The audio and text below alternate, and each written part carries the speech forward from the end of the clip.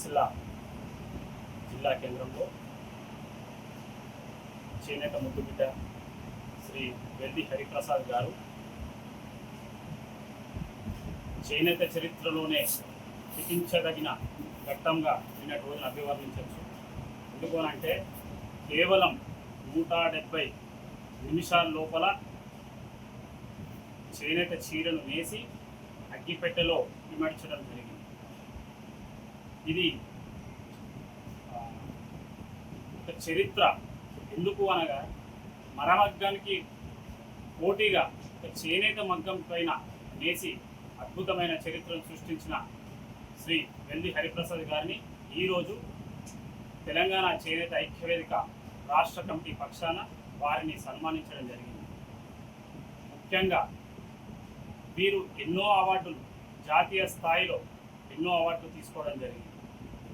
కానీ తీసుకున్నప్పటికీ, ఇంత అద్భుతమైన కళ ఉన్నప్పటికీ ఎవరు కూడా, ఏ ప్రభుత్వం కూడా గుర్తించడం లేదు. కేంద్ర రాష్ట్ర ప్రభుత్వాలు గుర్తించి వారికి ఒక 10 గుంటల స్థలాన్ని కేటాయించి వారి ఇన్స్టిట్యూట్ పెట్టుకోవడానికి తగిన ఆర్థిక సాయాన్ని కూడా అందించాలని తెలంగాణ చేనేత ఐక్యవేదిక రాష్ట్ర కమిటీ పక్షాన మేము ఈరోజు డిమాండ్ చేస్తూ ఉన్నాం.